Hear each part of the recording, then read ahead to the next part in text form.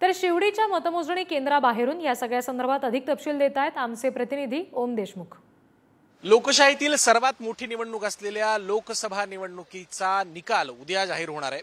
उद्या देशभरामध्ये विविध ठिकाणी मतमोजणी केंद्रांवरती त्या मतदारसंघातील मतदानाची मोजणी केली जाईल। त्यानंतर दुपारी 3 ते 3:30 वाजेपर्यंत साधारणपणे लोकसभेच्या निवडणुकीत नक्की कोण बाजी मारणार आहे यावरती शिक्कामोर्तब होईल। आपण सध्या दक्षिण मुंबई आणि दक्षिण मध्य मुंबईच्या मतदान केंद्रांवरती आहोत, जिथे उद्या मतमोजणी होणार आहे। शिवडीमधल्या वेअरहाऊस परिसरामध्ये आपण सध्या उभे आहोत।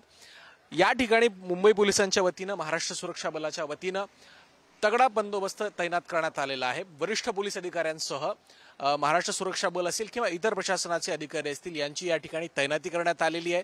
उद्याचा जो निकाल आहे, उद्या सकाळी 8 वाजल्यापासून मतदानाची जी काही मतमोजणी आहे त्याची सुरुवात होईल। सुरुवातीच्या टप्प्यामध्ये पोस्टल बॅलेट्स मोजले जातील आणि त्यानंतर प्रत्यक्ष ईव्हीएम मशीन मधून जे काही मतदान झाले त्याची मोजणी होईल। या ठिकाणी जर आपण पाहिलं तर तगडा पोलीस बंदोबस्त तुम्ही दृश्यांमध्ये पाहू शकता। बॅरिगेटिंग करण्यात आले।